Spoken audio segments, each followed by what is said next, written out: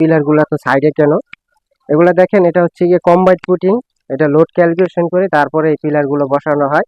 এবং কি joint quarter বাড়িগুলো যে হয়, এটা আপনাদের ঢাকা মিরপুর আসলে দেখা যায় জয়েন্ট কোয়ার্টার বাড়িগুলো যাদের জায়গা কম তারা কিন্তু অবশ্যই এরকম পিলার গুলো করে।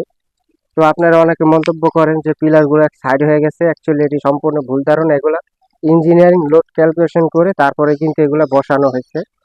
সম্মানীয় দর্শকরা, এই যে যে পিলার গুলো বসানো হয়েছে, শুধু যে মাঝখানে ভেজের মাঝখানে যে পিলার দিলে পিলারটা শক্তিশালী হয় এরকম কোনো বিষয় না। এই যে পিলার গুলো, এগুলো হচ্ছে গিয়ে সীমিত জায়গা, 9 পিলারের একটি বাড়ি নির্মাণ হচ্ছে এখানে। তো আপনারা যখন বাড়িগুলো নির্মাণ করবেন অবশ্যই ইঞ্জিনিয়ারিং ডিজাইন করে নেবেন। এখানে ইঞ্জিনিয়ারিং ডিজাইন করে এবং কি বাড়ির লোড ক্যালকুলেশন করে তারপরে এই নির্মাণ কাজটা করানো হচ্ছে। এটা হচ্ছে কি একটা জয়েন্ট কোয়ার্টারের মতন বাড়ির নির্মাণ হবে, পিলার গুলো সাইডে দেওয়া। তো এইসব বিষয় অবশ্যই আপনারা খেয়াল রাখবেন, ঠিক আছে? আন্দাজে একটা কথা বলে ফেললে হবে না।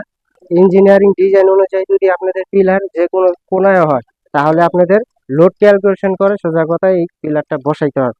তো আপনারা যখন পিলারের কাজগুলা করবেন ইঞ্জিনিয়ারিং তদারকিতে কিন্তু কাজগুলা করাবেন। এবং কি এখানে যে কাজটা হচ্ছে ইঞ্জিনিয়ারিং ডিজাইন করে তারপরে কাজটা করানো হচ্ছে। তো এটা একটা ছোট্ট একটা বাড়ি, পিলার ঢালাই কাজ চলতেছে এবং কি পিলার ঢালাইগুলো সুন্দর হয়েছে।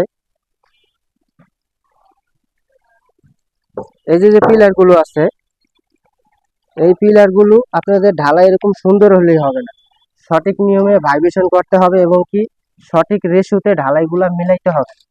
আমাদের দেশে কিন্তু অনেক মিস্ত্রিরা ফাঁকি মারে, বালু সিমেন্ট বাড়ায় দেয়, এতে কিন্তু আপনাদের যে ঢালাইয়ের যে স্থানটা সেটা কিন্তু কমে যায়। আপনাদের রড যেতে দেন আপনাদের বাড়ির পিলারে, এই ঢালাই যদি একুরেট না থাকে তাহলে কিন্তু লোড বহন ক্ষমতা কমে যাবে আপনাদের বাড়ির।